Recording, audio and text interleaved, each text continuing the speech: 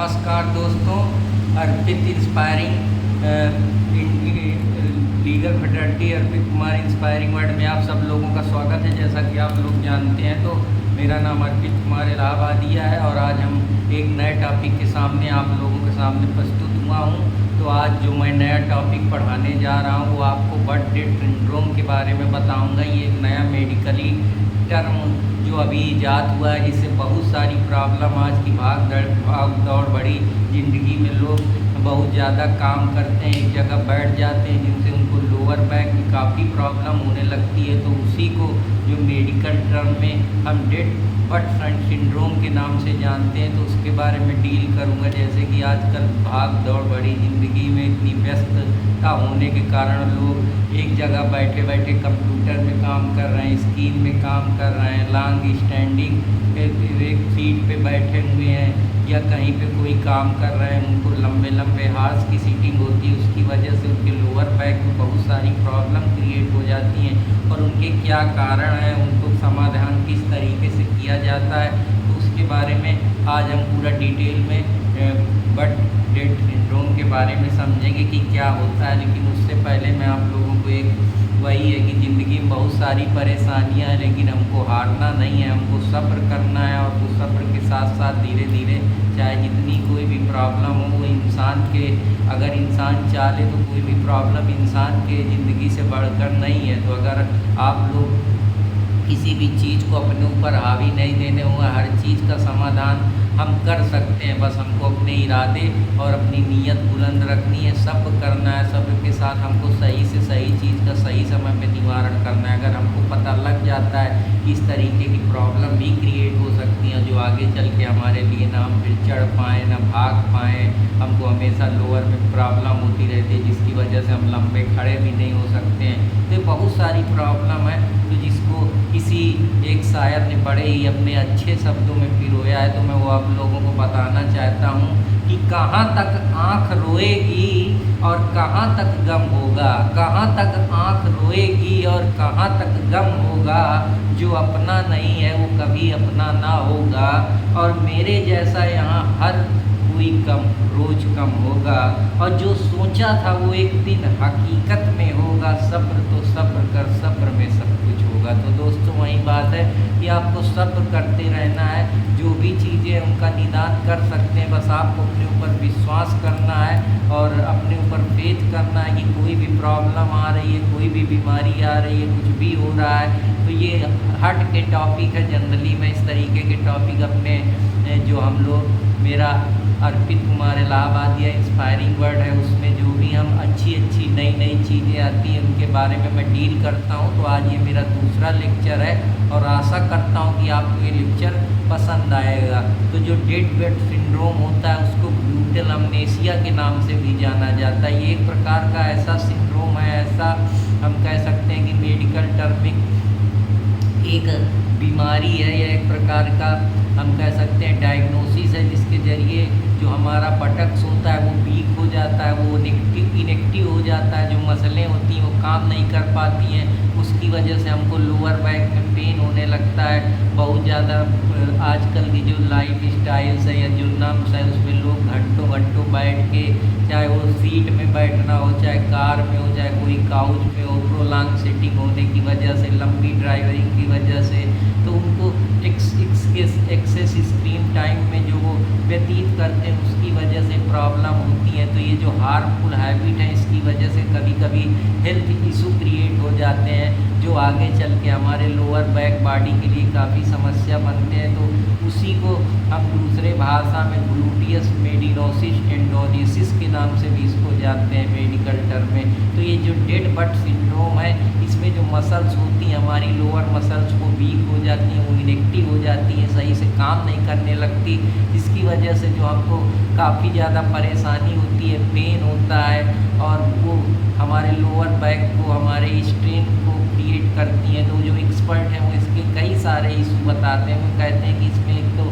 Knee injury के chances बढ़ जाते हैं, दूसरी बात जो आपका हिप होता है, जो आपका नितंब होता है, लोअर बैक बॉडी जहाँ पे और भी सारी जो हमारी ग्रंथियाँ हैं वो जुड़ी हुई हैं, जो हमारा हिप पिछला इलाका है, जो हमारे बटक्स हैं उससे जितनी भी रिलेटेड प्रॉब्लम क्रिएट करती है। उसी वजह से हमें बैठने में और खड़े होने में, लंबा में बहुत खड़े होने में और खड़े होने में सारी चीज़ों में प्रॉब्लम क्रिएट होती है। उस प्रॉब्लम की वजह से हमको काफ़ी ज़्यादा सहनी दर्द का सामना करना पड़ता है। हमारी बॉडी थकी थकी महसूस करती है। जो हमारा बॉडी का पोस्चर होता है वो सही तरीके से हम नहीं बैठे होते हैं, थोड़ा झुके होते हैं, जिसकी वजह से जो हमको बहुत ज़्यादा फटीगनेस महसूस होती है। तो ये सारी प्रॉब्लम्स हैं जिनका समाधान किया जाता है। लोअर बैक डिस्कम्फर्ट हमको जनरली मालूम होने लगती है।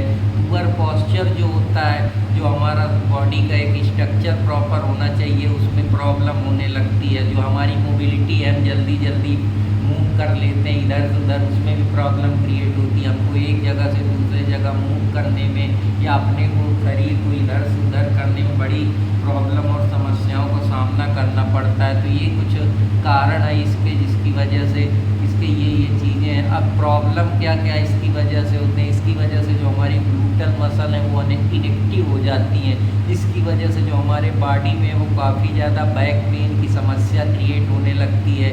पुअर पोस्चर बन जाता है बॉडी का, जो हमारी फिजिकल एक्टिविटी करने की क्षमता है वो कम हो जाती है, जैसे बैठना, चढ़ना, दौड़ना, खेलना, भागना, ये सारी चीज़ों में प्रॉब्लम क्रिएट होने लगती है।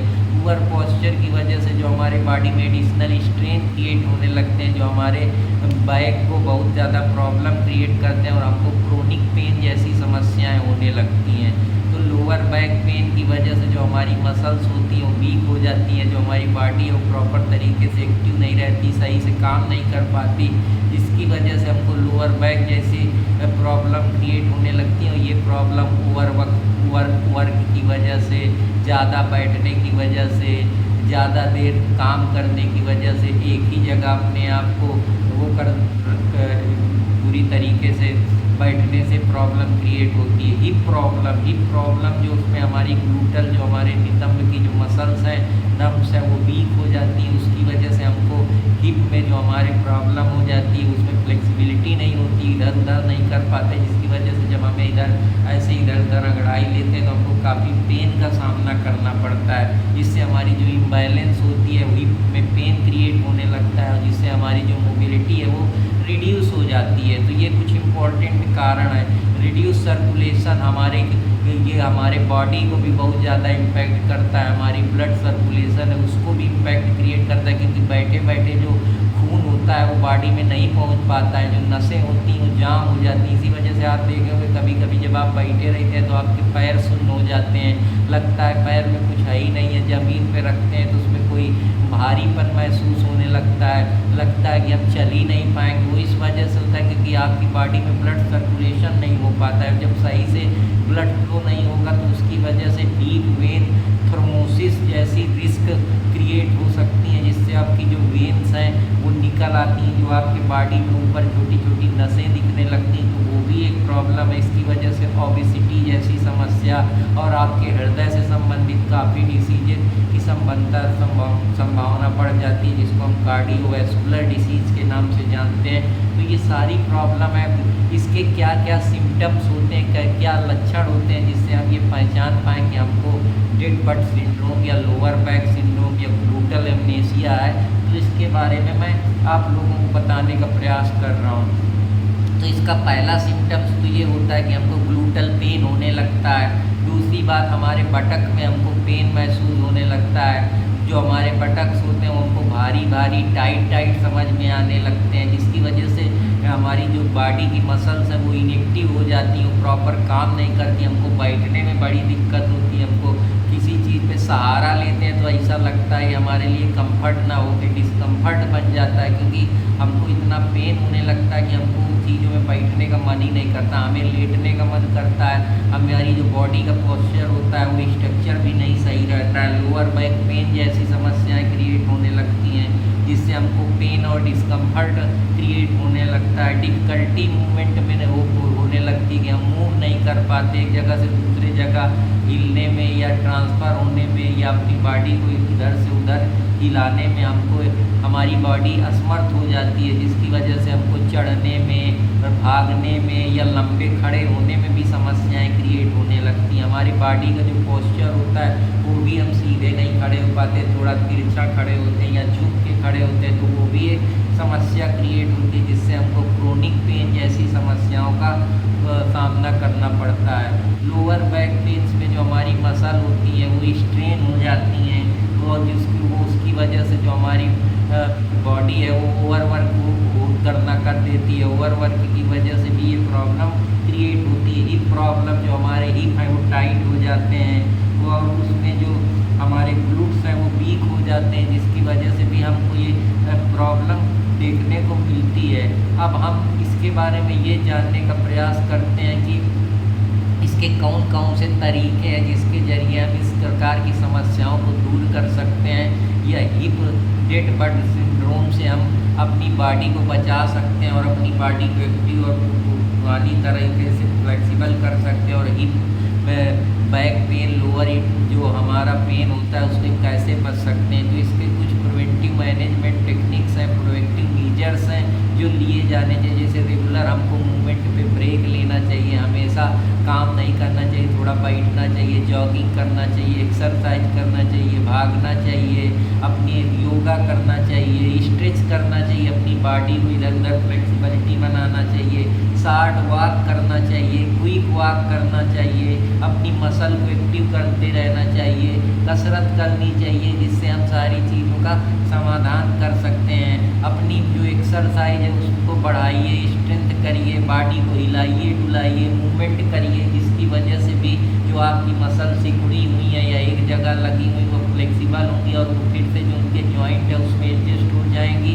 तो उसकी वजह से जो फ्लेक्सिबिलिटी आएगी, तो वो जो फ्लेक्सिबिलिटी होने की वजह से जो आपका बॉडी का पोस्चर बिगड़ा था वो प्रॉपर से अपने पुराने उस पर आ जाएगा। जिसके बहुत सारी टेक्निक है, जैसे स्क्वाट टेक्निक है जिसमें आप अपने जो लेग्स हैं उनको स्ट्रेच कर सकते हैं, अपने जो एक लंजेस टेक्निक है जिसमें आप ग्लूट को अपने स्ट्रेच कर सकते हैं, हिप को फ्लेक्सिबल कर सकते हैं, इधर उधर हिला डुला सकते हैं। तो ये सारी चीज़ें हैं जिसके ज़रिए आप इन चीज़ों का समाधान कर सकते हैं। फिर एक ब्रीजेस टेक्निक होती है। इस ब्रीजेस टेक्निक में आप क्या करें कि आप अपने बैक के बल लेट जाएं पीछे और अपने जो घुटने हैं उनको बेंड करें, इधर उधर अपना जो हिप है उसको लिफ्ट करें, अपने ग्लूट की तरफ उठाएं, जिसकी वजह से ये जो समस्याएं हैं उनसे भी समाधान मिल सकता है। क्लैम्पसेल का यूज करें। क्लैम्पसेल क्या होता है, जिसमें आप अपने जो घुटने हैं उनको बेंड करते हैं और जो आपके घुटने हैं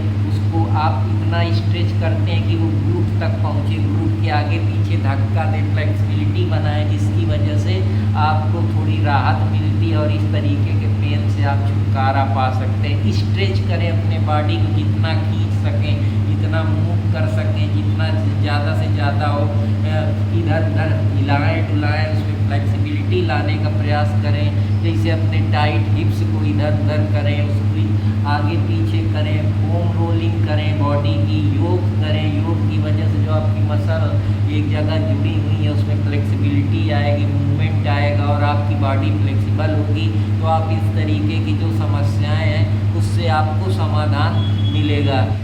एर्गोनॉमिक एडजस्टमेंट करें जैसे चेयर का सही से प्रॉपर यूज करें, जितना आपकी बॉडी लोअर बैक सपोर्ट करती है उतनी तक ही चेयर लगाएं। फीट फ्लैट फ्लोर का यूज करें, इस तरीके की टेक्निक यूज करें। अपने हाइट को, जो डेस्क की हाइट है उसको अपने बॉडी के बराबर एडजस्ट करें, जिससे जो आपको दिक्कत ना हो और आपकी बॉडी को कंफर्ट मिले, जिसकी वजह से ये पेन ख़त्म हो सकते हैं। एक्टिव लाइफ स्टाइल अपनाएं, लगातार एक्सरसाइज करते रहें, फिजिकल एक्टिविटी में इन्वॉल्व रहें, भागें दौड़ें, बाइक करें, स्विंग करें, एक्सरसाइज करें और अपने हेल्थ को प्रॉपर तरीके से, इस तरीके से आप ख्याल रख सकते हैं और अपने को एक इस तरीके की जो समस्याएं नई नई आ रही हैं हमारी मेडिकल हेल्थ से रिलेटेड, जिससे आप अपनी लाइफ स्टाइल को, आप अपने को निरोग रख सकते हैं, आप हेल्दी रख सकते हैं, आप अपने को स्वस्थ रख सकते हैं।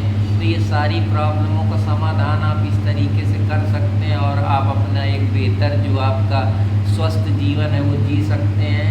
और अपने काम को भी बैलेंस करने के साथ साथ आप अपने हेल्थ को भी बैलेंस करके रखिए, क्योंकि हेल्थ वो पूंजी है जो दुनिया की सबसे इम्पोर्टेंट पूंजी है। सब कुछ चला जाए तो कोई भी समस्या नहीं, अगर हेल्थ आपका ख़राब हो गया तो आपकी पूरी ज़िंदगी ख़राब हो जाती है, क्योंकि हेल्थ इंसान का सबसे इम्पोर्टेंट एसेट है। क्योंकि ये ऐसी चीज़ है जिससे जब आपकी बॉडी ही नहीं रहेगा तो आपको जब हेल्थ प्रॉब्लम क्रिएट होगी तो आपको बहुत सारी समस्याएं होगी। आप दूसरों के ऊपर निर्भर रहेंगे, जिसकी वजह से आप चिड़चिड़े होंगे, एंजाइटी, डिप्रेशन, तमाम प्रकार की संभावना, अपने आप में ही नाखुश रहेंगे, परेशान रहेंगे, लोगों के लिए आप सरदर्द बन जाएंगे, लोग को आप परेशानी होने लगेगी आपसे, क्योंकि आप दूसरों को केयर की भी प्रॉब्लम आने लगेगी, मेंटेनेंस की भी प्रॉब्लम आने लगी, कौन आपको मेंटेन करे, सारी चीज़ों की समस्या के आप एक तरीके से दूसरों के लिए बोझ बन जाते हैं। तो आप अपनी बॉडी को जितना बेहतर से बेहतर हो एक्सरसाइज करें, बढ़िया से अच्छा हेल्दी खाना खाएं, प्रॉपर खाना खाएं, सही से डाइट लें, और जो हमारी प्राकृतिक ऑर्गेनिक वेजिटेबल्स हैं उनका यूज करें, और अपने समय समय पे अपने डॉक्टर से परामर्श सलाह लेते रहें और संपर्क करते रहें, और अपने लाइफ में जो भी प्रॉब्लम आपको हेल्थ से रिलेटेड आती है उसमें शर्माएं नहीं, क्योंकि बहुत सारे लोग बताने में हिचकिचाते हैं, उनको कुछ हो जाता है, वो आगे चल के आप लिए प्रॉब्लम ही बनती है। अगर आपको कोई हेल्थ प्रॉब्लम है तो उसको समाधान आप ही को करना पड़ेगा, क्योंकि ये ऐसी चीज़ें हैं यहाँ शर्माने से या अपनी बात को छुपाने से काम नहीं चलता है, क्योंकि वो एक न एक दिन लोगों को दिख ही जाएंगी। इसलिए आप अपने हेल्थ से ज़रा सा भी कंप्रोमाइज़ न करें। कोई भी समस्या हो किसी प्रकार की, चाहे वो आपकी फिजिकल हेल्थ की बात हो, चाहे वो आपके मेंटल हेल्थ की बात हो, चाहे वो आपकी सेक्सुअल हेल्थ की बात हो, आप बेहिचक डॉक्टर से पूछिए और सलाह लीजिए, क्योंकि अगर आप सलाह नहीं लेंगे तो वो धीरे धीरे जो अभी छोटा सिम्टम है वो बड़ा रूप ले लेगा, और आगे चल के शायद हो सकता है कोई बड़ी विध्वंस बीमारी बन जाए, या कोई ऐसी बीमारी बन जाए जिसका लाइलाज ही ना हो, जिसका इलाज ही संभव ना हो। फिर वो आपको जीवन भर दर्द देगा, और इवन आपको काश हो सकता है आपकी डेथ भी हो सकती है, कुछ भी हो सकता है। तो अपनी ज़िंदगी एक बार मिली है, उसके साथ खिलवाड़ नहीं करना है। जो भी नई नई चीज़ें आ रही हैं उससे अवेयर रहना है, और अपनी लाइफ को एक बैलेंस और हेल्दी मैनर में जीना है। कि वही है कि किसी ने बहुत ही सुंदर शब्दों में कहा है, सुदर्शन ठाकर जो कि बहुत बड़े शायर हैं, वो कहते हैं कि वक्त के साथ साथ चलता रहे, यही है बेहतर आदमी के लिए। तो आप अपने को वक्त के हिसाब से सही समय पे सही चीज़ करिए, और अपने जीवन को खुशहाल बनाइए, अच्छा बनाइए, और आप खुश रहिए और सब बेहतर करते रहिए, और बिना किसी प्रॉब्लम के अपनी बात को दूसरों तक रखिए, बताइए, हिचकिचाइए नहीं, क्योंकि हिचकिचाने से या शर्माने से या अपनी बात को न बताने से कुछ आपको हाथ लगने वाला नहीं है।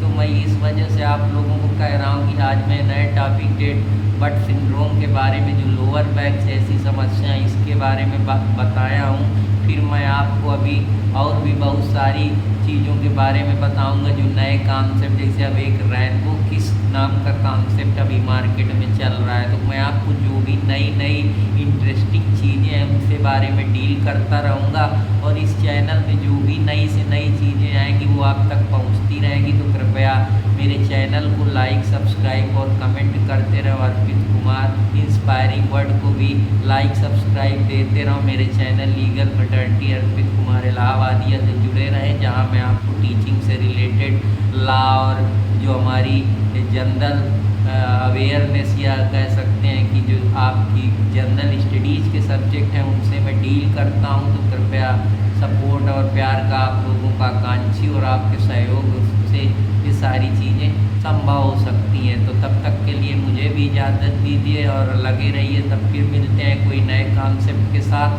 तब तक के लिए आप सब लोगों को जय हिंद, जय भारत। और आप ऐसे ही अपनी नित्य ऊंचाइयों के साथ आप काम करते रहिए, लगे रहिए, और बेहतर से बेहतर सीखिए, बेहतर से बेहतर जानिए, और अपना नाम और अपने घर पिता और माता का नाम प्राउड फील कराते रहिए। तब फिर मिलता हूँ कोई नए टॉपिक के साथ। तब तक के लिए मुझे इजाज़त दीजिए। धन्यवाद।